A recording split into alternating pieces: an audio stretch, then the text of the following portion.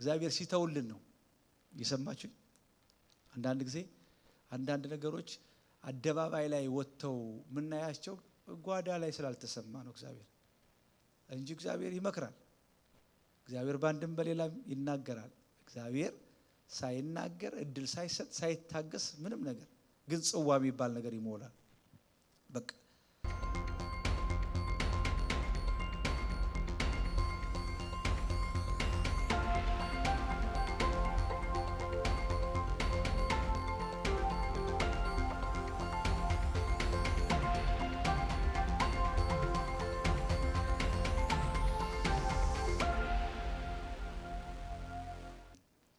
ጌታን እጅግ አድርገን እናመሰግናለን።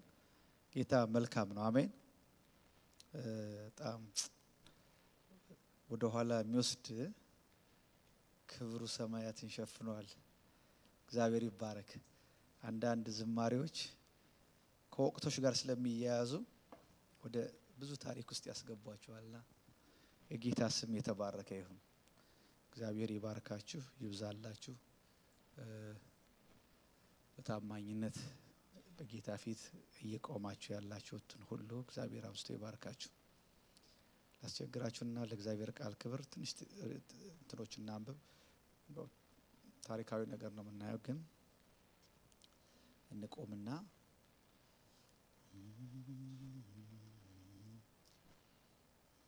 ክብር ለኢየሱስ ይሁን።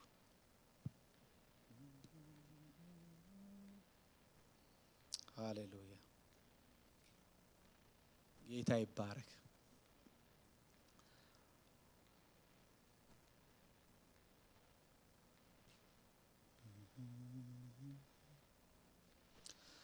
ስለ ነነዌ የተነገረ ሸክም የኤልቆሻዊ የናሆም ራእይ መጽሐፍ ይህ ነው ይላል። በነነዌ ላይ የተገለጠውን የእግዚአብሔርን ቁጣ የሚገልጽ መጽሐፍ ነው። ባለፈው እንዳል ናሆም የስሙ ትርጉም መጽናናት ነው። እንግዲህ ይህን ስያሜ የያዘ ሰው ይህን መልእክት ሲያቀርብ ለይሁዳ መጽናናትን፣ ለእግዚአብሔር ሕዝብ ጠላት ደግሞ ሆና ለተነሳችው ለአሶር ቅጣትን እያመጣ እንደነበረ የሚያሳይ ታሪክ ነው። ስለዚህ እግዚአብሔር አምላክ ጻድቅ ፈራጅ የሆነ አምላክ እንዲህ ብሎ ነው የሚስለው። ባለፈው ትንሽ ተናገር ያለው እግዚአብሔር ቀናተኛና ተበቃይ አምላክ ነው። እግዚአብሔር ተበቃይና መዓትን የተሞላ ነው። እግዚአብሔር ተቃዋሚዎችን ይበቀላል፣ ለጠላቶቹም ቁጣውን ይጠብቃል ይላል። ምዕራፍ 1 ቁጥር 2 ላይ ብቻ አንድን ነገር በጣም ለመግለጽ የተጠቀመባቸውን ቃላቶች እዩ። በጣም የሚደንቅ ነው። ባለፈው ያወራ ነው ይሄን ነው። እግዚአብሔር ትዕግስተኛ ቁጥር 3 ኃይሉም ታላቅ ነው፣ በደለኛውን ንጹህ አይልም። እግዚአብሔር በወጀብና ባሎ ንፋስ ውስጥ መንገድ አለው፣ ደመናም የእግሩ ትቢያ ነው። ባህሩንም ይገስጻታል ያደርቃትማል፣ ወንዞችም ሁሉ ይደርቃሉ። ባሳና ቀርሜሎስ ላልተዋል፣ የሊባኖስ አበባ ጠውልጓል። እዚህ ጋር የሚጠሩ ስሞች የሚጠሩ የዛፍ አይነቶች ሁሉ ትርጉም አላቸው። ክብር ለጌታ ይሁን። በኋላ ላይ ደንብ ገብተን እያብራራን ስንሄድ ምን አይነት ሚኒንግፉል የሆነ ፓወርፉል የሆነ ፊገሬቲቭ የሆነ በጣም እግዚአብሔርን ነገር ለመሳይ የተጠቀመበት ነው። እንዲህ ያለ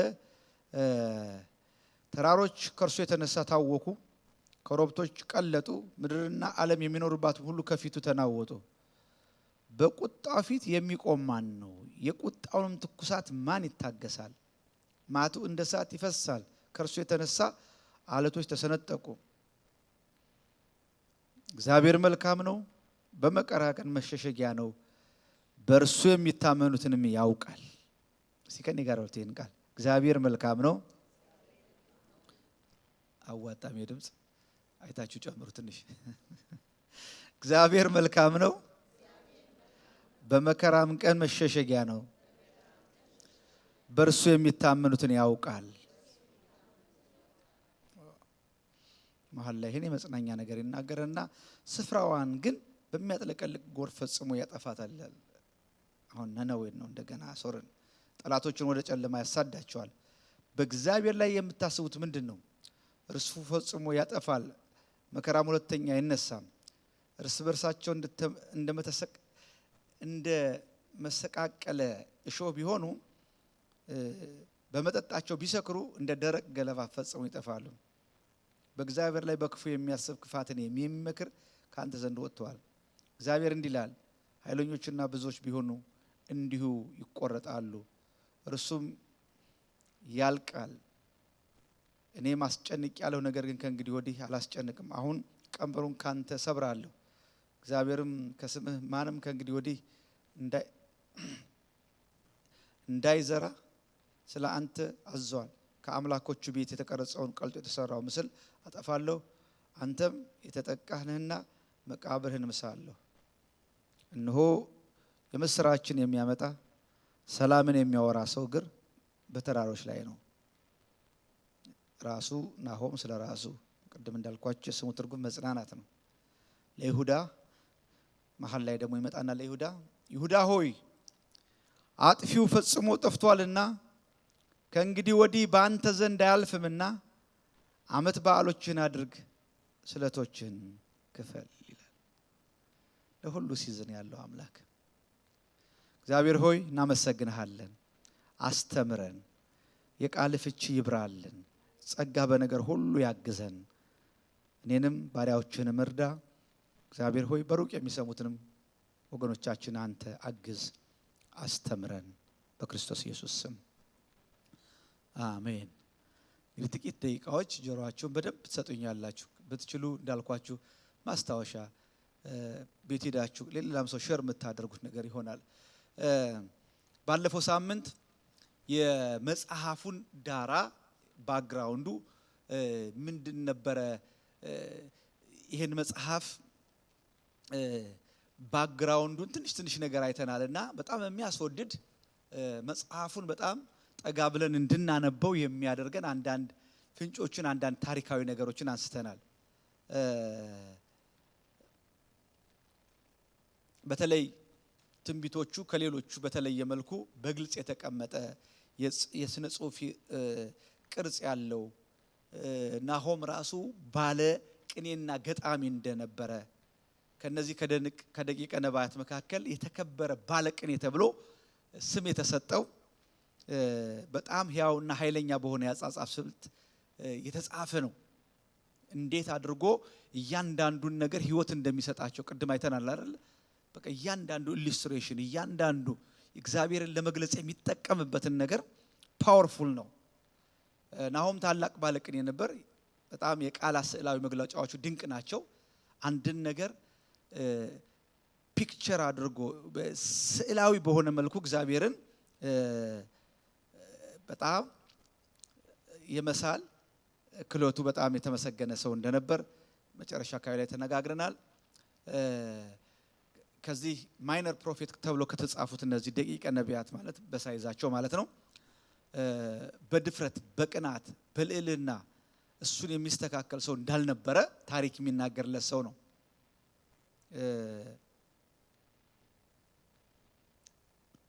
ስንገባበት ከምናየው ነገር አንዱ አስደናቂ ብቻ ሳይሆን በእውነት ኃይል ያለው ግርማ ሞገስ ያለው እንደዛ አይነት የተላበሰ በደንብ ትንቢቱን በዛ ኃይል ያወጣ ሰው ነው። ስለዚህ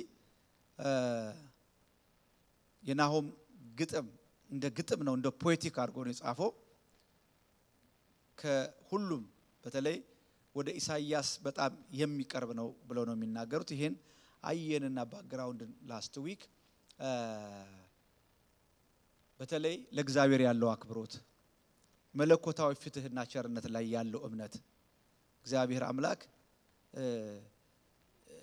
ቸር ነው ብሎ ዮናስ ሲዘጋው እሱ ደግሞ ይመጣና ባላንስ ያደርገዋል። እግዚአብሔር አዎ ቸር ነው ደግሞ የፍትህ አምላክ ነው። አሁን ብዙ ጊዜ በክርስትና ውስጥ የሚከብደን ነገር ኢንጀስቲስ እናይና ፍትህ ሲጓደል እናይና እግዚአብሔር ከአመፀኛ ጋር የቆመ እስኪመስለን ድረስ አንዳንድ ጊዜ ለዚህ ነው በመሃል እየመጣ ነቢያትን ትዝ ይላችኋል ኢሳይያስ 40 ላይ ፍርዴ ከእግዚአብሔር ተወግዳለች አይደለ አትበል እንደዚህ አትበል እግዚአብሔር አያይም አትበል ብዙ በተለይ በመዝሙር መጽሐፍ በጣም የምናውቀው አሳፍ የሚባለው ዘማሪ ትንሽ ተንገዳግዶ ሊወርቅ ትንሽ ሲቀር የጻፈውን መልእክት በጣም ለታሪካችን ማለት ለትምህርታችን አስቀርቶልን በቃ የኃጢአተኞችን ደስታ አይቼ ተሰነካክዬ ሊወርቅ ትንሽ ቀረኝ ምክንያቱም እነሱ ምንም መጣጣር የላቸውም ዝም ብሎ አይናቸውን ጽድቅ የሚባል ነገር የለም የፈለጉትን እያደረጉ ግን ከላይ ፎቅ ይሰራሉ ከላይ ንብረታቸው ያድጋል ከላይ አይደል ተዝላችኋል አዲስ አበባ እኔ የነበርኩበት አካባቢ የሙስና ሰፈር የሚባል አለ ሰፈር ራሱ በሙስና ለምን እንደሆነ ታውቃላችሁ አበሻ ከባዳል ስም ሲያወጣ ኦቨርናይት የሚያልቅ ነው በቃ የዛሬ ሳምንት ሄዳችሁ ስትመለሱ አንድ ህንጻ አለ በሳምንቱ ሰው ልጠይቁ ወደዛ ወደ አየር ጤና ስትሄዱ በቃ ጉብ ብሎና ምን አሉት ሰፈሩን የሙስና ሰፈር እና ሞታቸው እንኳን አለ መጣጣር የለውም በቃ ጻድቅ የሆነ ሰው ሰፈር አድርጎ ይሞታል የነሱን ሳይ ግን በቃ በተኙበት ያሸልባሉ ግራ ተጋባው ብሎ መጨረሻ ላይ ወደ እግዚአብሔር መቅደስ ገብቶ ፍጻሜያቸውን ሲመለከት ነው ለኔ ግን ወደ እግዚአብሔር መቅረብ ይሻለኛል ብሎ እንደገና ለምን እነዚህ ሰዎች ለካስ ድጥ ላይ የቆሙ ናቸው እኔ መሰለኝ እንጂ እና አንዳንድ ጊዜ እሱኮ ብሏል ዝም ብዬ እጄን በከንቱ አጠብኩ ማለት ዝም ብዬ ነው ንጹህ ሆንኩት ዝም ብዬ ነው የተቀደስኩት ዝም ብዬ ነው ጌታ ያልኩት ዝም ብዬ ነው የጠበቅኩት ጠላት አንዱ ከሚጠቀምባቸው ነገር በቃ በእግዚአብሔር ላይ ኮምፕሌን እንድናደርግ የሚያደርገን ነገር ኮምፔር ያደረግን ጎረቤቶቻችን ማወዳደር ስንጀምር ግን ናሆም አይምሰላችሁ ምክንያቱም ዮናስን እንደዛ ርድብን ያደረገው ነገር እኮ የተለየ ጥላቻ ኖሮ ሳይሆን ሰዎቹ ክፎች ናቸው መማር የለባቸው ነው እኮ ተመጣጣኝ እንትን ቅጣት ያስፈልጋቸዋል አንተ ግን ሩሩህ ስለሆንክ የፈራሁትን ነገር አደረግኩ ብሎ ነው አልዘጋው ስለዚህ ናሆም ይመጣና ዮናስ ቢያነበው ይሄም ማለት ነው አልተገናኙም እንጂ ዮናስ ቢያገኘው ይስናና ነበር ማለት አይኖ ለካ ብዘገይም ትፈርዳለህ ብዘገይም ትመጣለህ ይለው ነበር ለዚህ ነው ባለፈው ስናነሳ የዮናስ ኮምፕሊመንት ነው የዮናስን መልእክት ሙሉ የሚያደርገው ናሆም ነው ጠጋ ብሎ ግልጽ ያደርገዋል ስለዚህ ይሄ ትንቢት በጣም በሚገርም ሁኔታ የተተነበየ ነው ይሄን ሁሉ ማስታወቂያ ምን ሰራው እንግዲህ በደንብ እንደው 3 ምዕራፎች ያለው እንትን ስለሆነ በቃ ሻይ እስኪፈላ ድረስ አንብበን ምን ጨርሰው አይደለም በጣም ጥልቅ የሆነ ሚስጥር አለ ጌታ የተባረከ ይሁን ብታምኑኝ ባታምኑኝ 154 ስላይድ ሰርቼበታለሁ ከእናንተ ጋር ጨርሰዋለሁ አልጨርሰም መድኃኒዓለም ነው የሚያውቀው ግን ጠዋት ማታ እንዴ እግዚአብሔር ቃል እንደዚህ እንደ እናቶቻችን እንትን ሲሉ ታይታችኋል የጥጡ ትንሿን ጥጥ በእርግጥ ሲሰበሰብ ሊያንስ ይችላል ማለት ስናሾረው ወደንብ ሲፈተል ሰብሰብ ቢል እንደሆነ እንጂ ገብታችኋል በጣም አስደናቂ እነዚህ 3 ምዕራፎች ትንቢተ ናሆምን በባክግራውንድ ደረጃ እንደዚህ ካየነው በመልእክት ደረጃ ምንድነው ሲጨመቅ ምን ይወጣዋል ዛሬ በደንብ አብረን የምናየው አጥልለን ምንድነው ይዘን ምን ሄደው ዲቴል እንገባለን እንዳልኳችሁ ሲናገር አሁን ለምሳሌ ቁጥር 4ን ዝም ብላችሁ ብትወስዱ ማለት ነው ባህሩን ይገስጻታል ያደርቃታል ወንዞች ሁሉ ይደርቃሉ ይላል ባሳን እና ቀርሜሎስም ላልቷል ምንድነው ባሳ ምንድነው ቀርሜሎስ ለምንድነው ያመጣው የሊባኖስ አበባ ጠውልጓል ይላል።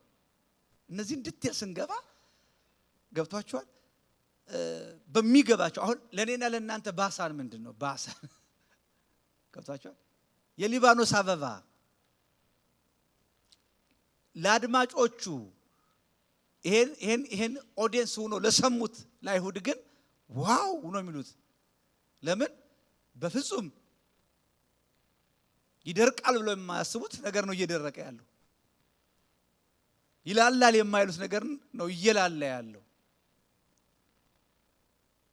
በሌላ አማርኛ በቃ በዚህ ምድር ላይ ሳይለወጥ ሁሉን እየቀየረ ሁሉን እየለወጠ ሊኖር የሚችል አንድ ብቻ ነው፣ ለውጥ የማያውቀው እግዚአብሔር ብቻ። አሜን ይባላል። ስለዚህ መልእክቱ ምንድነው? በቃ ጭምቅ አድርገን በቃ ሁሉ አይደለ ልክ እንደ እንትናችን ላይ ከሙዙም ከምኑም ገብቶ መጨረሻ ላይ ጁስ ነው የሚወጣው ነገር ምንድነው? እሱን በደንብ ተከታትላችሁ እንድትሰሙኝ። ይሄን ከያዛችሁ መጽሐፉን ስናብራራ መሃል ስንገባ በጣም ቀላል ይሆናል።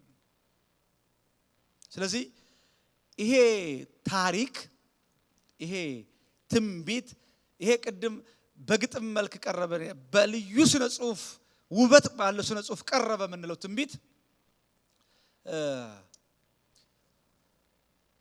ስለ አንዲት ታላቅ ከተማና ህዝብ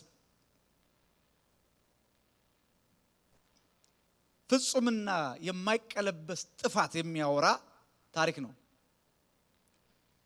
ናሆም ታሪኩን የተናገረው በትንቢት መልክ ነበር። ናሆም ሲናገር አሁን እኔና እናንተ ግን የምናወራው ታሪክ ሆኖ ነው። እውነት እሸት የተናገረው ተፈጽሞ ሆኖ ነው። አሁን ታሪክ ሆኗል።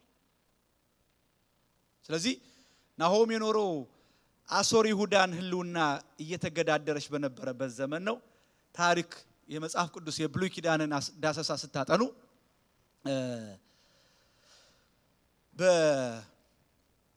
በሰሜን እስራኤልን ከበተኗቸው በኋላ ማረኳቸው አይደለም፣ ስካተርድ ነው ያደረጓቸው። ተመልሰው እንኳን አገር እንዳይሆኑ ነው ያፈለሷቸው። እስቲ ማፍለስ በሉ እስቲ። ማፍለስ ማለት መማረክ ማለት አይደለም። ስለዚህ አሁን የሰሜን እስራኤልን ሰማርያን ከበተኑ በኋላ ማለት ነው እንደገና የቀረችዋን ትንሿን ይሁዳን ጠዋት ማታ እያንቀጠቀጡ እያስፈራሩ በነበረበት ጊዜ በዛ ዘመን የተጻፈ ታሪክ ነው። አቤት! አሁን ይሄ ታሪክ መቼ መሰላችሁ የሚገባችሁ? አሁን በዚህ ሰዓት እስራኤል ብትሆኑ ይገባችኋል። አልገባችሁም? ይገባችኋል። ወይ ኢራን ብትሆኑ ይገባችኋል። ወይ አሁን እነ ኩዌት እነ ሳውዲ እሱ አካባቢ ባህረ ሰላጤው አካባቢ ቢሆን ይገባችኋል። ከመቼ የሚሳኤል ዝንጣፊ ቤታችን ወደቀ እያላችሁ ቦምብ ሸልተር ውስጥ አይደል? እስራኤል ጎብኝታችኋል። እንግዲህ እኔ ጎበኛ ሳይተውኛል። ባስ ስቴሽን አለ፣ ቀጥሎ ቦምብ ሸልተር ነው። የትምህርት ቤት መግቢያ አለ፣ ቦምብ ሸልተር ነው። ምን ከመሰለ አፓርትመንት ጎን ቦምብ ሸልተር ነው ማለት። ይሄ ሳይረን ዝም ብሎ ሙዚቃ አይደለም። ገብታችኋል? ሳይረን ተሰማ። ልክ ሚሳኤል እንትን ሲሰሙ ሴንስ አድርጎ ሲጮህ ወደ ጉድጓድ ግቡ ነው። አሁን ትምህርት ቤት ዘግተዋል አይደል? እስራኤላውያን ሁሉም እና ልክ እንደዚህ ነው የነበረችው። ሁሉም በተጠንቀቅ ልብስ ቀይሮ መውጣት የለ፣ መኳኳል የለ፣ ሜካፕ የለ፣ እንትን የለ። እንዲህ ከባድ መሰላችሁ? ለዚህ እኮ ነው መጨረሻ ላይ ተነሳና በዓልን ለምን አጥፊው ፈጽሞ ጠፍቷል። አቤት አቤት አቤት! ክብር ለኢየሱስ ይሁን። ኧረ አሜን አሜን! እስቲ እግዚአብሔር በዙፋኑ ላይ ነው በሉ እስኪ። እስቲ ጮክ ብላችሁ እግዚአብሔር በዙፋኑ ላይ ነው በሉኝ እስኪ።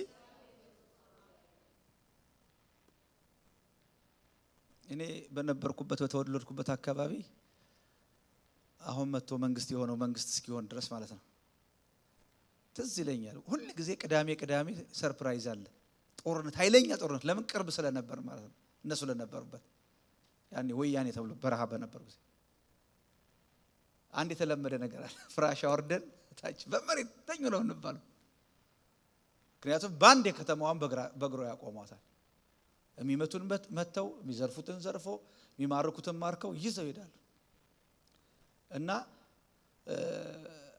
አንድ ቋንቋ ነው ያለችው የሆነ ሰክሮ እንኳን የሆነ ሰው ሲተኩስ ገቡ ነው ይባል ገቡ ሲባል አንተ ጉድጓድ አብረህ ትገባለህ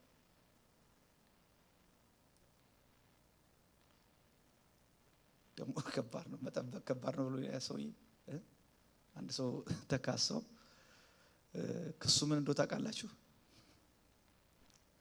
5 AM ላይ ዶሮ እየጮኸ አስቸገረኝ የጎረቤቱን እኮ ነው ሂዶ ፍርድ ቤት ተከሰሰው እና ክቡር ዳኛ አለ እኔ ሲጮህ እኮ አንዴ ገላግለኛል ምንም ችግር የለም እኔን የገደለኝ ገና ሊጮህ ነው ብዬ መጠበቂ ገና ሰዓቱ ሲደርስ መጠበቂ እንዴት ከባድ መሰላችሁ ታውቃላችሁ የሆነ ነገር ሊሆን ነው ብላችሁ መጠበቅ በስጋት በሉ ውጡና ሰላታችሁን ክፈሉ በሉ በዓላችሁን አድርጉ በሉ ያ የምስራች የሚያወራ የናሆም ምግር እሱም በኋላ ላይ አብረን ከኢሳይያስ 66 ጋር ነው ታሪኩን ስታውቁ ምን እንደሆነ ሲገባችሁ ነው በጣም የምትደነቁት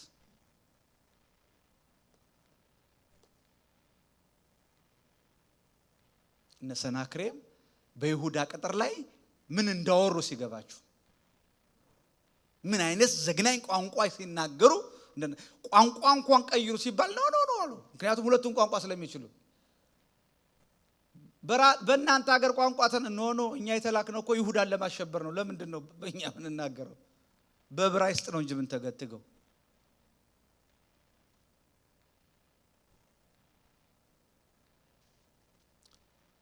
ስለዚህ በዛ ዘመን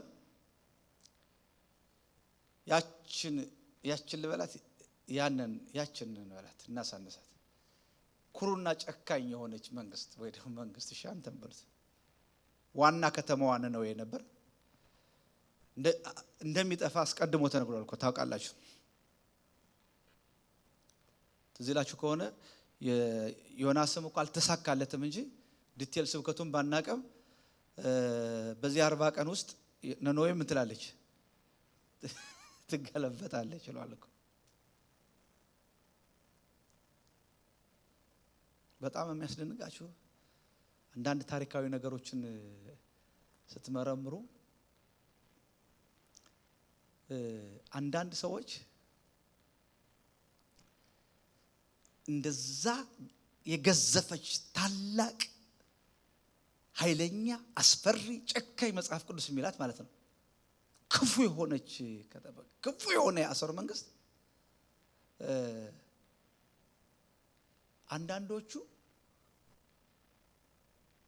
ምን እንደነበረ እንኳን በከተማው ላይ ሳያውቁ ብዙ ጊዜ ተመላልሰውበታል ወክ አድርገውበታል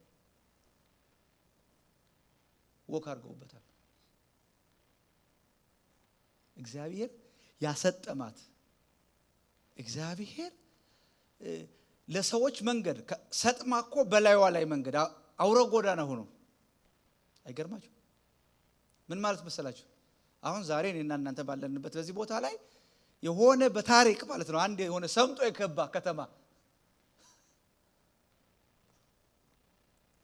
በጣም አስደናቂ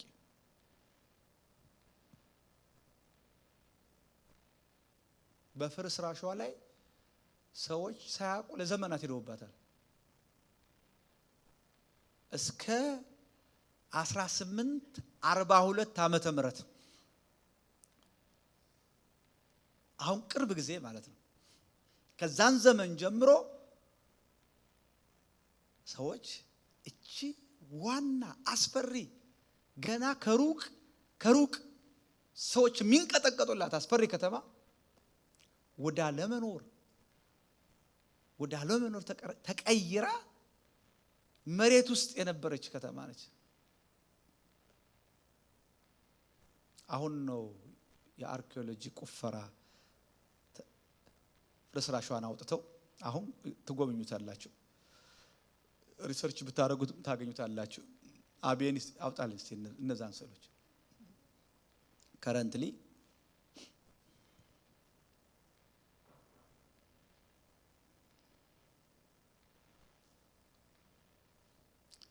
አያችሁት? ይሄን የጥንቷ ሰር መንግስት ዋና ከተማ የነበረችው የነነዌ ፍርስራሽ በዛሬዋ ኢራቅ መሱል በሚባለው ኢራን ሳይሆን ከተማ አጠገብ ይገኛል። ከታዋቂዎች አርኪኦሎጂስት ግኝት መካከል የከተማዋ ታላላቅ በሮች እና ግንቦች በከፊል ተስተካክለው የሚታዩባቸው ምስሎች እነዚህ ናቸው። ይሄ አንዱ በር ነው። የነጋል ጌት የሚባለው ፍርስራሽ ነው። ሌላው ቀጥሎ ያለው ነው። እስኪ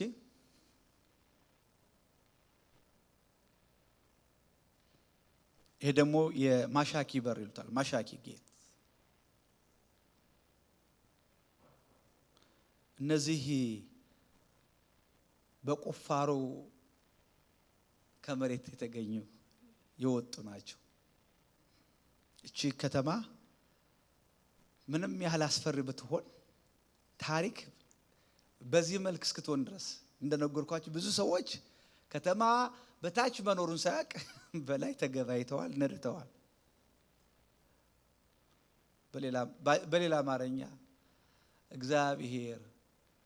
እግዚአብሔር ካራራ እግዚአብሔር አምላክ ካረዳ በስተቀር ምንም ለዛ እኮ ነው ምንም ላይ ብትደርስ ትወርዳለህ።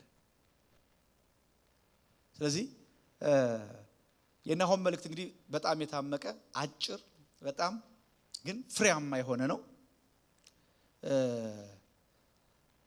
ግልጽ የሆነ ሙግት ይዞ ነው የመጣው። አዋጆች አሉት። የትንቢታዊ ነገሩ በራእይ ነው። ሲጀምር ምንድነው ያለው? ከኔ ጋር ስለ ነነዌ የተነገረ ሸክም በሉ እስኪ።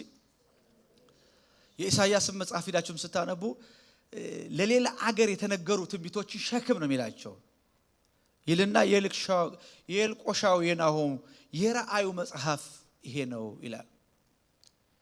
ስለዚህ የሐዌን የእግዚአብሔርን ራእይ እግዚአብሔር ስለዚች ከተማ ያየውን የሐዌ ቁጣ እግዚአብሔር ሲቆጣ የሚያሳይ ራእይ ነው። እግዚአብሔር በቁጣ ሲንቀሳቀስ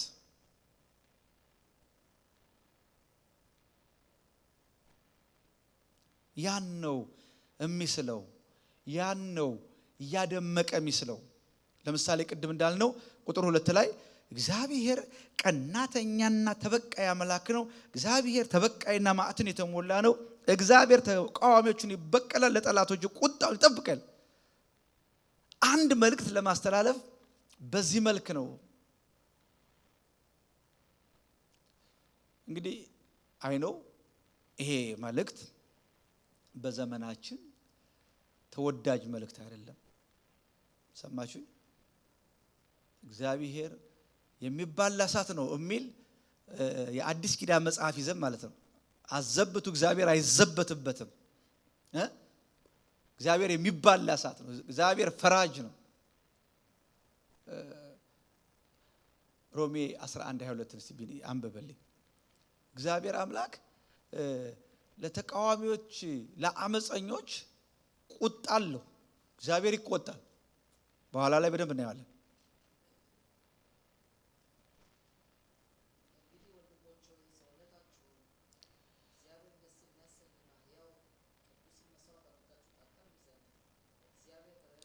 አስራ 11:22 ሮሜ 11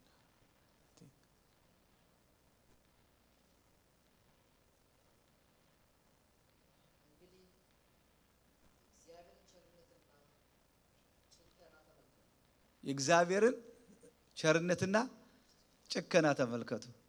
ይኸውላችሁ ቸርነቱ ቸርነቱ ተስማምቶ ለኖረ ተገዝቶ ለኖረ የእግዚአብሔር ቸርነት ለልጅ ልጅ ነው፣ ለዘላለም ነው። ኧረ አሜን። ቸር ነውና ምህረቱ ለምንድን ነው? ለዘላለም ነው። ለማ ለትሁታን፣ ለማን ዝቅ ለሚሉ፣ ለማን ልባቸው እቦያን ለማይሆን፣ እኔ ከኔ በኔ ብሎ በማይመኩ ላይ እግዚአብሔር እስቲ አንብብል ጨርሰ። በጣም ቆንጆ። እሺ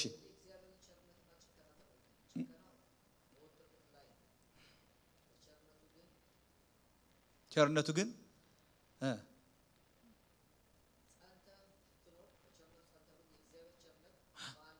አሜን። በስተውስ በቸርነቱ ጸንተ ብትኖር ቸርነቱ በማን ላይ ነው? በአንተ ላይ ነው። እስቲ እግዚአብሔር ሆይ በለው ከኔ ጋር። ከዚህ በላይ እግዚአብሔር ሆይ በቸርነት ላይ ጸንቼ እንድኖር እርዳኝ። ይሄ ነው ወገኖች ሆይ ለደቂቃ የእግዚአብሔርን ስራ ምንም መከናወን ብትገቡ፣ ምንም ነገር እጃችሁ ቢገኝ ወገኖች ሆይ ለደቂቃ መልቀቅ የለባላችሁ ቸርነቱ አይደል? ባለፈው ወርስንም አይደል? ቸር ነውና ምህረቱ ለዘላለም ነውና። በቃ አቤት ምህረቱ ምህረት በቃ የእግዚአብሔር ምህረት። አንድ ወዳጅ አንዴ ሲናገር ሰምቻለሁ። የእግዚአብሔር ምህረት ማለት የደብል ፌስ ያለው ጃኬት ታውቃላችሁ? በዚህ በኩል ትለብሱትና ደግሞ ቆሸሸ ሲመስላችሁ ደግሞ ትገለብጡታላችሁ። ያኛው ደግሞ አዲስ ይሆናል። በዚህ ትለብሱትና ደግሞ ይሄ ያደፈ የሚመስላችሁ ጊዜ ደግሞ ትገለብጡታላችሁ። እና እንዴት በቃ ለደቂቃ ከእናንተ ላይ የማይወርድ ኧረ አሜን አሜን። ወይ ደግሞ እንደዚህ እንደ እንቁ ይሄ የተለያየ ስፔክትረም የሚያወጣል አይደል? ቀይ ነጭ መብራቶችን እንትን የሚያደርግ ማለት ነው። ልክ እንደዛ ተገላብጣችሁ ባያችሁት ቁጥር አለው በቃ ሪፍሌክት የሚያደርገው አለው። ክብር ለኢየሱስ ይሁን። እንደዛ አይነት እነዚህ ህብረ ቀለማትን እንደያዘ በተለያየ መንገድ ተገለባብጦ እንደምታዩት እንትን ነው የሚሆነው። ስለዚህ እንግዲህ ጥሪ ነው። ጥሪው ምንድነው? ናሆም እግዚአብሔር አይኑን ገልጦ ያሳየው ይሄ ጀስት የሆነ ጻድቅ የሆነ አምላክ እግዚአብሔር አምላክ ሩህሩህ ነው፣ ቸር ነው። ኦፍ ኮርስ ቸር ነው። ደግሞ ይኸውላችሁ ያነበብነው እኮ ሮሜ ነው። ሮሜ 11 ነው። አንተ የበረሃ ወይራ ሆነ እግዚአብሔር ለነዛ ለወደቁት ካራራ እነዛ አመፀኞችን ሊቀጣ እግዚአብሔር እንትን ካለ አንተ ደግሞ ለምን ነው የምትመካው? አትመካ። በእግዚአብሔር ቸርነት ጸንተ ብትኖር የእግዚአብሔር ቸርነት ባንተ ላይ ይሆናል። ካልሆነ ግን ተማር እንጂ ከነሱ። ታውቃላችሁ የመጨረሻ የሰው ድካም ትልቁ ድካማችን ታሪካዊ ስህተትን ደግመን ምንሰራ ከታሪክ የማንማርክ ስንሆን ወገኖች ሆይ በፊታችሁ እየሮጠ ያለ ሰው ተደናቅፎ ሲወድቅ የመታው እንቅፋት አይታችሁ መሻገር ካልቻላችሁ እሱ ከባድ ነው። ወንድሜን ያሰናከለው ነገር እኔን መልሶ እስኪያሰናክለኝ እንጂ አዲስ ነገር የለም እኮ ያልተጻፈ ነገር የለም። መጽሐፍ ቅዱሳችን ያላስጠነቀቀን ሳይን ፖስቶች አሉ ጠቅላላ አይደል? እንደሱ ነው የሚለው እኮ አንደኛ ቆሮንቶስ 10 ላይ እነዚያ ሊመጣ ካለው ክብር ተካፍለው ከሙሴ ጋር በደመና ተጠምቀው እንደዛ የሙሴ ሊደርሺፕ ኤክስፒሪየንስ ካረጉ በኋላ አይገርማቸውም? እግዚአብሔር በብዙዎቹ አልተደሰተም ይላል አይደል? ለምን? በምድረ በዳ ቀርተዋልና። ተማሩ ከነሱ። ሳይን ፖስት ናቸው እነሱ። እዚህ ላይ ዲቱር አርግ፣ እዚህ መንገድ ተዘግቷል። አንዳንድ ጊዜ ዋጋ አትከፍሉልኝ ዘራፍ ብለን እየገባን እንደገና ዙረን ተሽከርከረን እንወጣለን። ስለዚህ እግዚአብሔር አይኑን ገለጠ። ይሄን ሰው የገለጠው ግን የእግዚአብሔርን ፍትህ በሚገባ ለመግለጥ ነው። እንደምታውቁት ኢሳይያስ አይኖቹ ተከፍቶ ያየው የኢሳይያስ ጥሪ እግዚአብሔር ያሳየው ትዝ ይላችሁ ከሆነ እግዚአብሔርን ከፍ ባለና በረጅም ዙፋን ተቀምጦ አየሁት ኦዚያን በሞተበት አይደል? ኢሳይያስ 6 ላይ በቃ እግዚአብሔር ወደደ። በቃ ቅድስናውን ያሳየው። ስለዚህ መልእክቶቹም ከቅድስና ጋር ያጠነጥናሉ። ሴንተሩ ዋናው ማጠንጠኛው ኤርሚያስ ፍርድን ያየው አይደል? ሰቆቃወ ኤርሚያስ የሚባል ትንቢት እስኪጽፍ ድረስ ፍርድን አየ። ተመለሱ አለ። መጨረሻ ላይ ሂዱ ብሎ መስበክ ጀመረ። ዝም ብላችሁ እጃችሁን ሰጣችሁ በሰላም ሂዱ፣ በጅንጀር በእግረ በረት ከንትን አስረው እያሰቃዩ ከሚወስዷችሁ ዝም ብሏችሁ አሁን ሂዱ ብሎ ግን ለቅሶ ውስጥ ነው የገባው። የወገኔ ሴት ልጆች አለት ላይ እየተፈጠፈጡ ያ ወርቅ የነበረ ህዝብ እንዴት ነው ፌድ ያደረገው? ደበሰ ላይ ወርቁ ደበሰ ይላል። ሰቆቃወ ኤርሚያስ ደበሰ ማለት ፌድ አደረገ። ያ እዩኝ የምትል ያ እግዚአብሔር አምላክ በአሕዛብ መካከል ያደመቃት ከተማ ፌድ አደረገች። ለምን? ስፍራዋን ስለለቀቀች። ይሄን አየ ሕዝቅኤል። ባለፈው እዚህም ስንናገር እንደነበር ስንማማር እንደነበረው ደግሞ የሕዝቅኤል ደግሞ ይገርመኛል፣ በጣም ይደንቀኛል። አይገርማችሁ? ኤርሚያስም ሕዝቅኤልም ካህን ናቸው። የሚገርማችሁ ኤርሚያስ አይኖቹ ለፍርድ የተከፈቱት ኢየሩሳሌም ሆኖ ነው። ሕዝቅኤል ግን በኮቦር ወንዝ በምርኮ ምድር ሆኖ እግዚአብሔር ሲራራለት አይኑን ገለጠና ክብር አሳየው። ክብር ለኢየሱስ ይሁን። በቃ ወሬው ሁሉ ክብር ሆነ። ሲወጣም ሲገባ የሚያየው ክብር ነው። ከመድረኩ ተነስቶ ወጣ ወደ አደባባይ ምናምን ተመልሶ ደግሞ ገባ ይላቸዋል። ሲደመድም በክብር ነው የጨረሰው። ሲደመድም የንጉሱን መምጣት አውጆልን ነው እንትን ያለው። ወደ ሚክያስ ትንቢት ስትሄዱ ደግሞ የእግዚአብሔርን መሪነት ስለ እረኛ ነው የሚያወራው። ስለ መሪነት ነው የሚያወራው። ናሆም መጣ ደግሞ አሁን የእግዚአብሔርን ቁጣ ይቆጣል አለ። እግዚአብሔር ይቆጣል። እግዚአብሔር ይቆጣል። ልብ በሉ ስሙ። የሚቆጣ አምላክ አለ። በደንብ ስናየው በደንብ ደግሞ እግዚአብሔር ባይቆጣ ከማንነቱ ጋር ከባህሪው ጋር ስለሚጣረስ የሚቆጣ አምላክ አለ አለ። ስለዚህ ይሄን ለመግለጽ ያልተጠቀመው ያልደረደረው የቃላት አይነት የለም። ቀናተኛ ይለዋል፣ ተበቃይ ይለዋል።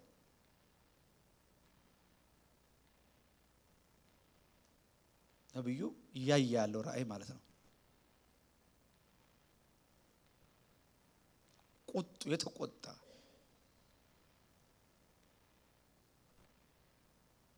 በተለይ ምዕራፍ 2 እና 3 እናንብበው።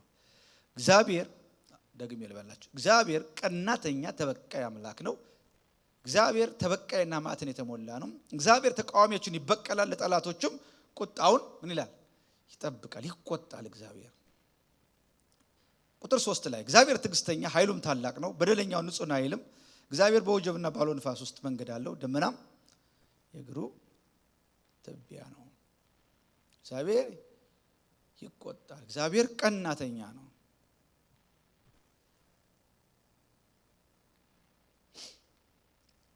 ቀናተኛ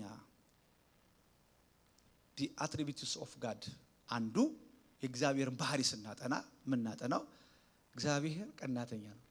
ደግሞ በምድር ላይ በነገራችን ላይ ሪል መቅናት ካለበት መቅናት ያለበት እሱ ነው። የሰማችሁ ነው። መቅናት ያለበት ቀናተኛ አምላክ ነው።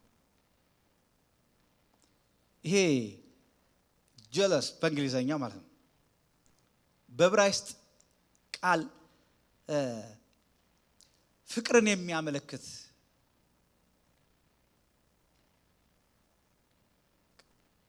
ውስጣዊ የሆነ ፍቅርን ማለት ለኔ መሆን ሲገባቸው ለሌላ ሆኑ የሚል ከፍቅር የተነሳ ቅናት። ሰማችሁ? ከፍቅር የተቀና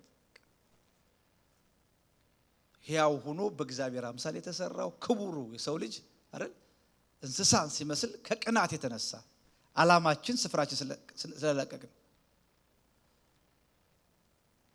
በነብዩ መልእክት መሰረት የእግዚአብሔር ቅናት ውስጥ ራስ ወዳድነት የለበትም። ስግብግብነት የለበትም። እና ቅናቱ ምን አመጣው ካላችሁ ለሚወዳቸው ሕዝብ ካለው ተቆርቋሪነት አይገርማችሁ?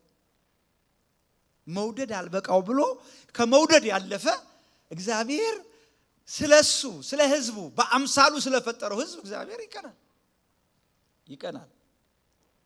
ቀናተኛ አምላክ ነው። የሌላ ሰው ሆነን እንድንገኝ አይፈልግም። የመጨረሻ በቃ እግዚአብሔር ሰልፍሽ ነው። በዚህ ይሄን ቋንቋ ልጠቀም ለምን ታውቃላችሁ? ሕግ ሁሉ ሲያስረው ያሰረው በዚህ ነው። እግዚአብሔር አምላክህ በፍጹም ልብህ፣ በፍጹም ነፍስህ፣ በፍጹም ኃይልህ ውደድ። እስኪ የቀራችሁ ምንድነው? በፍጹም ነፍሳችሁ፣ በፍጹም ኃይላችሁ፣ ፍጹም ፐርፌክት አድርጎ ነው ሁሉንም አገኛችሁ። ለሌላ እንድናካፍለው እግዚአብሔር አምላክ የሚፈልገው ምንም የቀረ ነገር የለንም። በፍጹም ለዚህ ነው ልጅ ሆይ ልብህን ስጠኝ።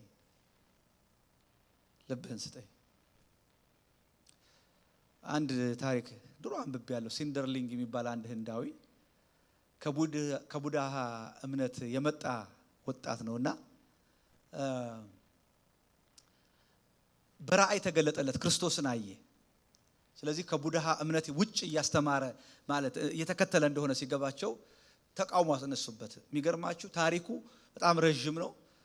በራእይ ሄዶ መጽሐፍ የሚያገኝበትን ቦታ እግዚአብሔር ጠቁሞት አንዷን ቪሌጅ እንዳለ ነው እንትን እያላት የነበርና ይሄ ሰው በቃ ከተማችን፣ ሰፈራችን፣ ቪሌጃችን እያበላሸ ነው፣ በቃ መሞት አለበት ተብሎ ግን ቻንስ እንስጠው ተባለ። ታሪኩን ሳሳጥረው ቻንሱ ምንድነው? በእናት በአባት በጓደኛ በወንድ በምንም ተመክሯል። ግን በቅርብ ጊዜ ሊያገባት የነበረች ጮኛ ነበረችውና በቃ እሷ የመጨረሻ ትሆን ተባለ። እሷ ሄደችና ስማ የኔ ውድ ሲንደርሊንግ አለች እጁን ይዛ፣ ለካ ልብህን አልሰጠኸኝም ለካ ወድሻለሁ ምትለኝ እንዲሁ ዝም ብለህ ነው፣ ልብህን አልሰጠኸኝም። እሱም በተራው እጇን ያዝ አደረገና ስም ያላት ሲንደርሊንግ ስንት ልብ አለው አላት። አንድ። በቃ እሱን ለክርስቶስ ሰጥቼዋለሁ፣ ከፈለግሽ አንቺንም ስጭና እዛ አንድ ይሁን። ሰማችሁ? በቃ ተባለ።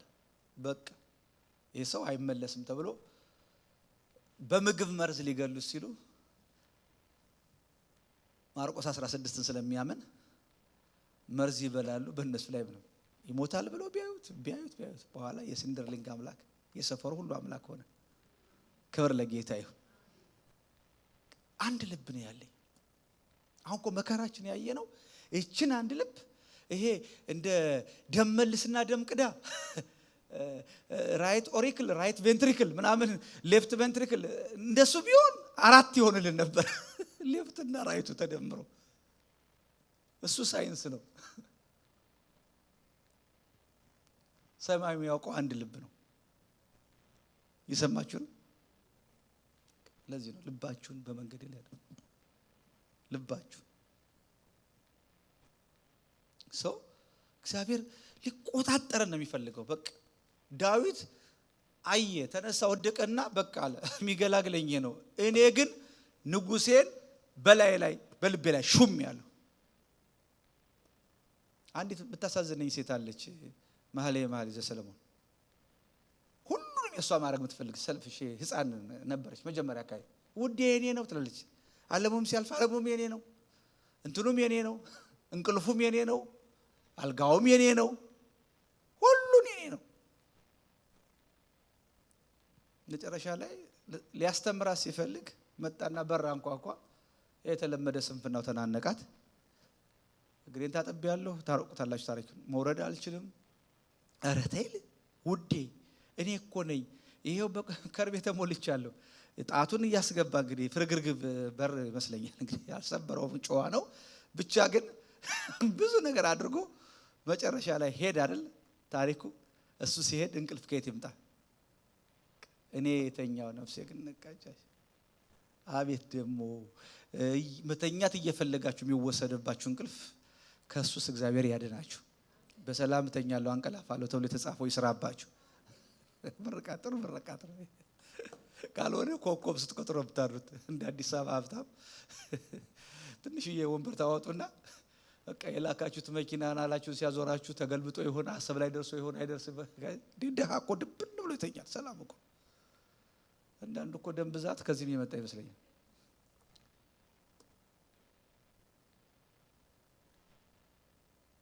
ሄደች ላጧት፣ አቆሰሏት። አንቺ በሌሊት ማን ነው ደፋር ያረገሽ ብለው እነዛ ለሌላ ስራ የተሰማሩ የሌሊት ኃይለኞች ይዘው አቆሰሏት ይላል። ተማረች። ግን ደስ የሚለው ወደ ኋላ ላይ ቃላውን ቀየረች። ውዴ እኔ ነው ስትል የነበረች ሴት አሁን ምን አለች? እኔ የውዴ ነኝ አለች። በቃ እኔ ውዴ ነኝ ገባሁ። የለም አይ ቢሎንግ ቱ ሂም አለች። ሰማችሁ? ያኔ ነው ወደ ሰረገላ የወጣችው። ያኔ ነው በከበረው ሰረገላ ሐሴት አረጋ። ብዙ የኔ ነው ብዙ ዋናዎች ታውቃላችሁ። እኛ ቤት እኮ ብዙ ዋና አለ አይደል? ሁሉ ዋና ነው ብሎ የሚያምን ትውልድ መሃል ነው ያለነው። ሁሉ ዋና ነው። ገንዘብ ዋና ነው። ዘር ዋና ነው። ጥላቻ ዋና ነው። ዲስክሪሚኔሽን ዋና ነው። ሙስና ዋና ነው። ታውቃላችሁ በየትኛውም ዘመን በዚህ ዘመን ኢትዮጵያ ውስጥ ቦርን አጌን ክርስቲያኖች ስልጣን ያዙበት ዘመን የለም። አንድ ባለስልጣን ቅርብ ጊዜ ሲያወራኝ የነበረ ሰው ግን the most corrupted time አሁን ነው። እዛው ቁመው ሂሳብ የሚጠይቋችሁ እዛው ክፍለ ከተማ ቁማችሁ እዛው ሄዳችሁበት እንትን ቦታ ደፋር አይናው ጣሌቦች the so called born again ክርስቲያን። ይሄ ከባድ እኮ ነው። እነዚህ ሰዎች ተለውጠዋል።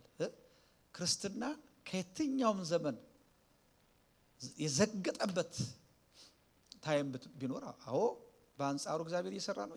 ሰዎች እየዳኑ ነው። እግዚአብሔር ይመስገን። ስራዎች አሉ ጠቅልለን ሁሉንም እንትን አንልም። ግን ደግሞ ካውንተርፊት የሚያደርግ የመጨረሻ ፎርጅድ የሆነ ፌክ የሆነ ነገር የበዛበት አሁን ነው። አንዳንድ ጊዜ በቅንነት አሁን ካገኛችሁት ጋር አጸልዩ አይደል? እንደ ድሮ ዘመን ክርስቲያን አለ ተባለበት ዘላችሁ አትገቡ። በምን መንፈስ እንደሚያገለግል ምን አውቃችሁ። ስለዚህ እግዚአብሔር አምላክ ያልተቆጣጠረውን እግዚአብሔር አምላክ ያልያዘውን ልብ ላይ ቢቀና ቀናተኛ አምላክ ነኝ። ሆሴን ሄዳችሁ ማን ነው የትንቢተ ሆሴን ስታነቡ የመጨረሻ የሚያሳዝናችሁ እግዚአብሔር ታገኙታላችሁ። ጋለሞታ እየተከተለ የሚያፈቅር እግዚአብሔር ዋው አይደል? ምህረት የሌላትን ምህረት እየሰጠ በዛ ልክ እግዚአብሔር እስራኤልን ከግልሙትናዋ ከጣዖት አምልኮ ለዚህ እኮ ነው ጌታ ሲመጣ አየና በቃ ለካስ ቤተ መቅደስ ስም ነው ታፔላ ነው እንጂ ጉዳዩ የወንበዴዎች ዋሻ ነው። ያ ክብር የሞላበት ያ የቀደሱ ካህናት መድረክ ላይ ሆነው በመንፈስ ቅዱስ እየተሞሉ ማገልገል የሚያቀታቸው ያ የሰሎሞን ቤተ መቅደስ በዘመናት መካከል ተሸርሽሮላቸው የብላክ ማርኬት የመጨረሻ የወንበዴዎች ዋሻ ጌታ ነው ያለው። እኔ አይደለም ያልኩት። የወንበዴዎች ዋሻ ሆኖ አገኘ። ጥግ ይዞ ያያል። አዘነ ልቡ። እነሱ ይገባያሉ። እነሱ ብዙ ነገር ያደርጉታል። በቃ መርካቶ በሉት። ተነሳና ጅራፉን ሰርቶ ገለበጠው፣ አስወጣው። የተናገረው ምን እንደሆነ ታውቃላችሁ? የቤትህ ቅናት ምን ይለኛል? ይበላኛል። የቤትህ ቅናት ይበላኛል።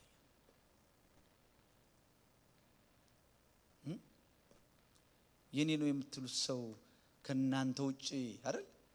እሱ አይደለ ኢንፊደል እሱ አይደለ አንፌስፉልነስ ከባድ ነው። እየወደዱ መካድ ከባድ ነው። እያፈቀሩ መካድ ከባድ ነው አይደል? ዋጋ እየከፈሉ መካድ ከባድ ነው። በዋጋ ተገዝታችኋል የራሳችሁ አይደላችሁም እያለን ራሳችን ለሌላ መዋል ከባድ ነው። ስለዚህ ይሄ ዕብራይስጥ ቃል ይሄ ቀናተኛ የሚለው ፍቅርን አስቀድሞ የሚገምት በጣም ስሜታዊ ውስጣዊ ፕሬሸር ያለው ግፊት ያለው ቃል ነው። ከራስ ወዳድነት ነፃ የሆነ ቃል ነው። ይልቁንም ለራሳችሁ ደህንነት እየተጠነቀቀ ተቆርቋሪነቱን እያሳየ ከዛ ጥልቅ ከሆነ ኮንሰርን የወጣ ነው። ይገርማችሁ በእነዚህ ሁለት ቁጥሮች በተለይ ቁጥር 2 እና 3 ላይ ተበቃይ የሚለውን ቃል ተጠቅመዋል። በቀል ማለት ይሄ በቀልን የሆነ መልስ ምት ለመስጠት የሚል አይነት አለ እንትና ተበቀለው ሲባል የሆነ አይደል? እንደሱ አይነት በሰው ቋንቋ አይደለም። በዚህ አግባብ ፍርድን መፈጸም ነው። በቃ ለአንድ ሰው የሚገባውን በቃ ፍርድ ፍትህ ጀስቲስ ነው እንጂ እግዚአብሔር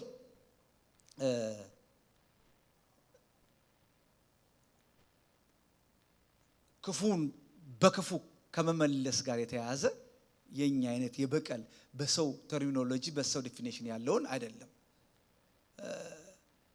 በጣም ዓላማ ያለው ድርጊት ነው።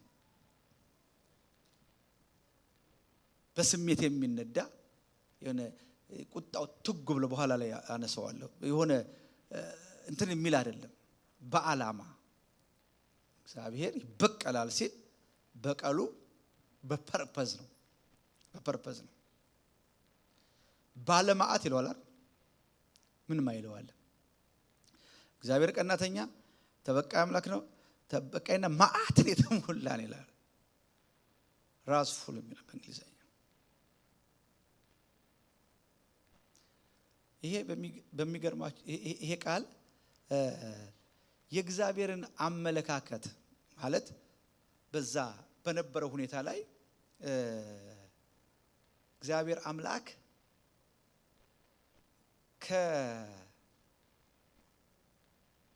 ከቸርነቱ ወደ ፍርድ የሚቀየርበትን የሚሻገርበትን እግዚአብሔር የራራውን ያህል ደግሞ ለፍርድ እንደሚነሳ የሚሻገርበትን ያን ሂደት የሚያሳይ ነው። ከተለመደው የርህራሄና የቸርነት ባህሪው ተነስቶ ለፍርድ ሲቆም የሚያሳይ ባህሪ ነው። እንደሱ አይነት ትርጉም የሚሻገር ማለት በቃ እግዚአብሔር ከዛም ይሻገራል። ሩህሩህ ቸር ነው የምትሉት እግዚአብሔር ደግሞ the same time ደግሞ ይፈርዳል። ደስ የሚለው ግን ሲፈርድም ሲራራም ባህሪዎቹ አሁንም አይጋጩም። እግዚአብሔር የተባረከ ይሁን። እግዚአብሔር ሲወድም ሲቀጣም ባህሪዎቹ እንደኛ አሁን እኛ ስንቀጣ ኤክስትሪም አለን አይደል? ስንወድም ኤክስትሪም አለን። ሌላው የተቆጣ የሚለው ይሄ በቃ ቁጣ ታውቃላችሁ? ቁጣ ይሄ አይኑ በርበሬ ሆነ እንላለን። ጅማታችሁ ሰው ሲቆጣ ያን አንገር ለመሳል ነው። በቃ ሪል እግዚአብሔር ተቆጥቷል።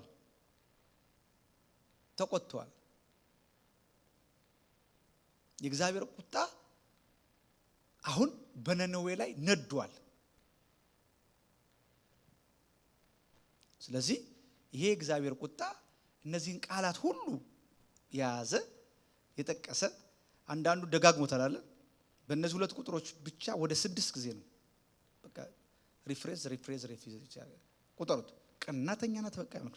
እግዚአብሔር ተበቃይና ማዕት ነው የተሞላ ነው። እግዚአብሔር ተቃዋሚዎችን ይበቀላል፣ ጣላችሁ ቁጣውን ይጠብቃል። አንድን ነገር ነው ደጋግሞ የሚነግራቸው። ስትረስ እያደረገ ያለው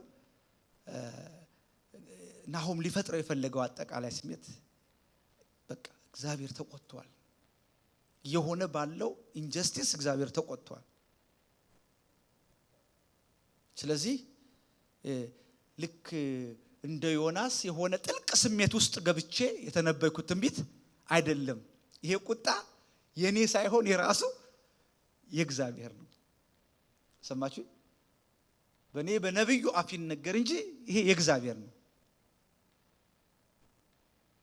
እንጂ የኔን ስሜት ወስጄ እግዚአብሔር ባህሪ ላይ ምን አላልኩትም፣ አልጫንኩትም። ሪል ነው። እግዚአብሔር ይቆጣል። ማታውቁ ከሆነ እግዚአብሔር ይቆጣል እያላችሁ አይገርም?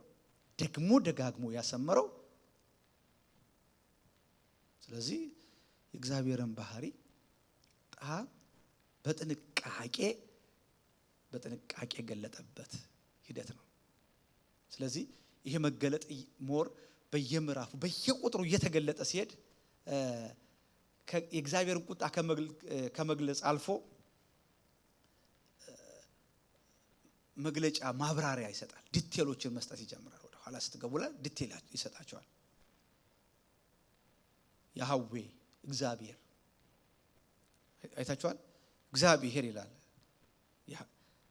ተበቃይ አምላክ ነው እግዚአብሔር ገባችሁ? እነዚህን ከሶስት ጊዜ በላይ ያህዌ የሚለውን ስያሜ ያዘውን እግዚአብሔር እያነሳ መልእክቱ ጉዳዩ የእግዚአብሔር እንደሆነ ያሳያል። ክብር ለኢየሱስ ይሁን። ከኔ ጋር ናችሁ? ቅቡል ነው ሲተቀበለናል ብለስ። ስለዚህ አዋጆችን ነው ያወጀው።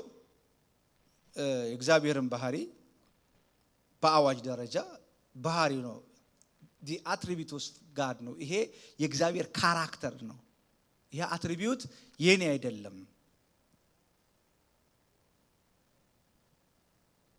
አንደኛ አዋጅ 1 ያህዌ ቀናተኛና ተበቃይ አምላክ ነው። ይሄ ቅደም ተከተል ሰማችሁ? ይሄ ቅደም ተከተል መጀመሪያ ስሜቱን ያስቀድመዋል፣ ይቀጥልና ደግሞ ድርጊቱን ያመጣዋል። እግዚአብሔር መጀመሪያ አድርጎ አይደለም የሚሰማው። ሰማችሁ? እግዚአብሔር ግብታዊ አይደለም። እግዚአብሔር ፓሽን አለው። እግዚአብሔር ጥልቅ ስሜት አለው። ስለዚህ ከድርጊቱ በፊት ስሜቱ ትዝ ይላችኋል። በውሃ ሊያጠፋ በኖህ ዘመን እግዚአብሔር አምላክ ከማሰቡ በፊት እኮ አዘነ፣ ተጸጸተ አይደለም የሚለው። ስሜቱ ነው። ይራራል። መጀመሪያ ስሜቱ ይቀድማል።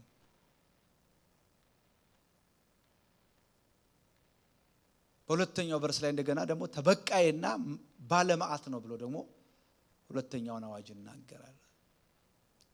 ሶስተኛውን የሐዌ ተቃዋሚዎችን ይበቀላል፣ ለጠላቶቹ ቁጣውን ያሳድራል እያለ የእግዚአብሔርን ባህሪ በአዋጅ መልክ።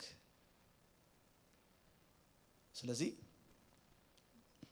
ለዛሬ ለማጠቃለል ይሄ ስለ እግዚአብሔር ቁጣ የተገለጠ በጣም አስፈላጊ እውነት ነው። መራራም ቢሆን መራራ እውነት ነው። ምክንያቱም ብዙውን ጊዜ ከሰው ቁጣ ፍጹም ተቃራኒ ስለሆነ። እንዲያው መጽሐፍ ቅዱስ የሰው ቁጣ የእግዚአብሔርን ጽድቅ አይሰራም። እግዚአብሔር የተባረከ ይሁን። ለምን? ሰዎች ብዙ ጊዜ በቁጣቸው ቁጥጥር ስር ይወድቃሉ። ይሰማችሁ ነው?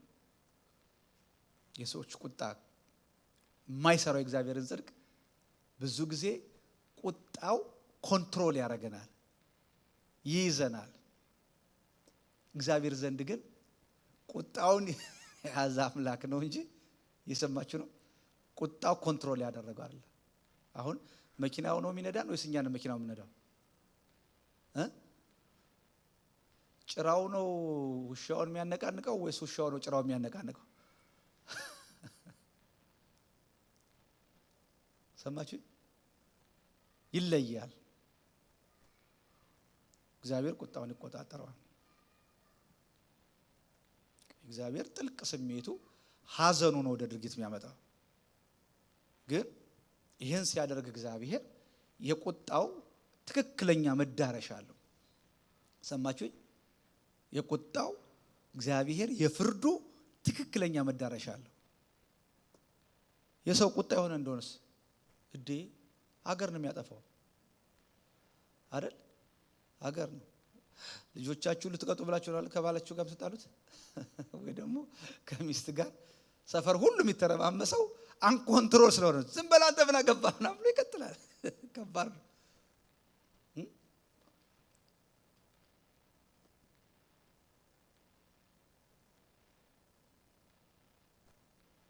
እግዚአብሔር ድርጊቱ በጣም የዘገየ ነው አይደል? እግዚአብሔር ቁጣው የዘገየ አይደል የሚለው ኃይሉም ታላቅ ነው ይላል። እስቲ እግዚአብሔር ቁጣው የዘገየ ኃይሉም ታላቅ ነው። ኃይልና ደግሞ ያስደግፈታል፣ ግን በደለኛውን ሳይቀጣው አይቀርም። ኮንሲኩዌንስ አለ። ሰው የዘራውን ያጭዳል። እንዲህ እያለ ይቀጥላል።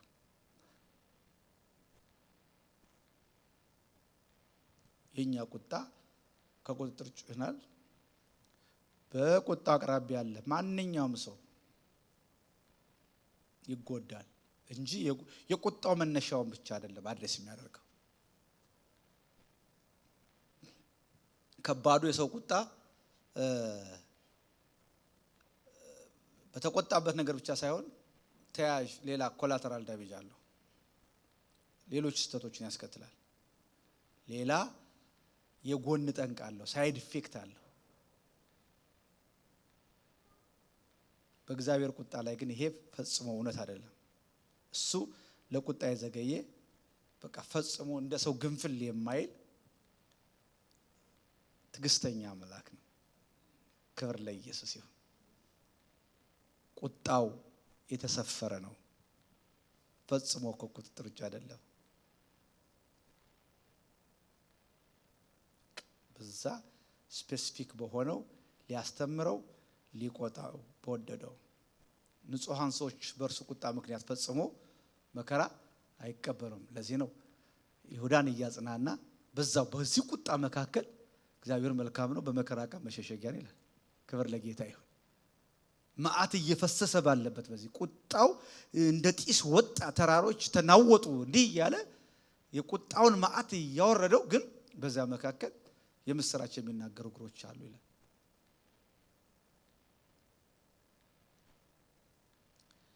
በሚቆጣበት ጊዜ ራሱንም ሆነ የሚያደርገውን ነገር ሁሉ ምን ይላል? ይቆጣጠራል። ይቆጣጠራል።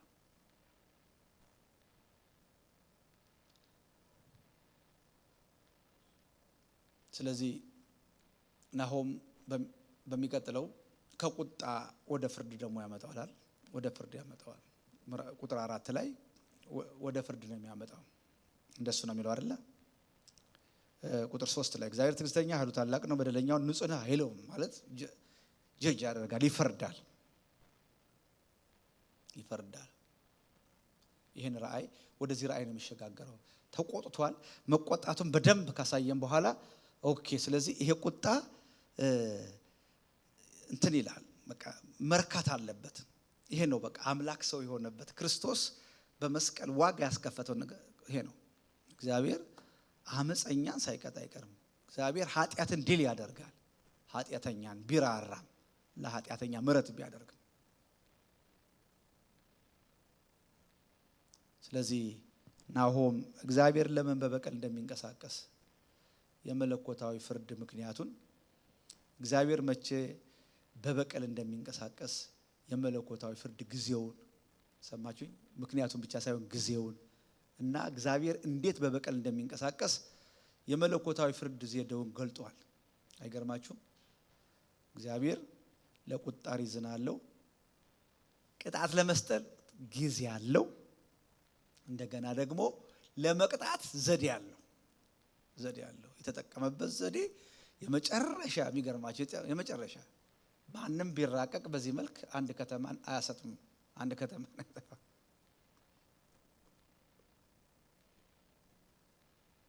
ስለዚህ ኦኬ ለምን እግዚአብሔር በፍርድ ይንቀሳቀሳል እያለ ይቀጥላል። የሰማነውን በልቦናችን ያሳድርልን። እግዚአብሔር አምላክ ቸር አምላክ ለቁጣ የዘገየ ምህረቱ ብዙ የሆነ ግን ደግሞ የእግዚአብሔር ምህረት ወገኖቼ ሆይ እንድናባክነው በምህረቱ እንድንቀልል መጽሐፍ ቅዱስ በዛ ስለኛ የፈሰሰውን ይሄን ቅዱስ ደም አይደለ የሚያክፋፋ ይላል።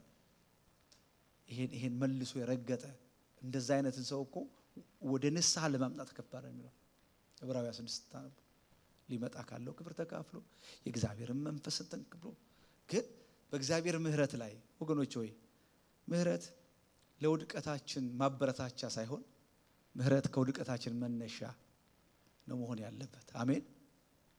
ኢንሹራንስ አለኝ ብያል ጋጭም ወጥቼ ምህረት የወደቀን ጊዜ የደከመን ጊዜ እንዲረዳን እንጂ በምህረቱ እንድንቀልድ በምህረቱ እንድንዘባበት እግዚአብሔር አይፈልግም። አንዳንድ ጊዜ ግን የእግዚአብሔርን ቸርነት ዝምታውን ሰዎች አቢዩዝ ያደርጉታል። እሱ መጥፎ ነው። እሱ ወደ ማንም መለስበት ስጋዊ ሸለቆ ውስጥ ገብተን እንድንቀር ነው የሚያደርገን። እግዚአብሔር ሲራራ እግዚአብሔር ዝም ሲል ስላላየ አይደለም። እግዚአብሔር ሲተውልን ነው። እየሰማችሁ አንዳንድ ጊዜ አንዳንድ ነገሮች አደባባይ ላይ ወጥተው ምናያቸው ጓዳ ላይ ስላልተሰማ ነው እግዚአብሔር እንጂ እግዚአብሔር ይመክራል። እግዚአብሔር ባንድም በሌላም ይናገራል። እግዚአብሔር ሳይናገር እድል ሳይሰጥ ሳይታገስ ምንም ነገር ግን ጽዋ የሚባል ነገር ይሞላል። በቃ የእግዚአብሔርን የምህረት ጊዜ እያሳለፍን መጨረሻ ላይ ሪቨርስ ማይደረግ ነገር ውስጥ ይገባል። መጨረሻ ላይ አላስፈላጊ ዋጋ ይከፈላል። ስለዚህ ወገኖች ሆይ በምህረቱ በቸርነቱ ብንጸና የእግዚአብሔር ቸርነት በእኛ ላይ ይሆናል። ኧረ አሜን። እግዚአብሔር ይቆጣል። አዎ ይቆጣል። ቁጣው በወደቁት ላይ ነው ይላል ሮሜ 11:22 ላይ በወደቁት ላይ ነው፣ ባመጹት ላይ ነው። ቸርነቱስ አሁንም በቸርነቱ በተደገፉ የዋሃን ላይ እግዚአብሔር ይመስገን። ክብር ለኢየሱስ ይሁን። እግዚአብሔር ሆይ በሉ ከኔ ጋር በቸርነትህ እንድጸና እርዳኝ። ቸርነትህ በላይ ይሁን። እንነሳና እንጸልያለን። እግዚአብሔር ይባርካችሁ።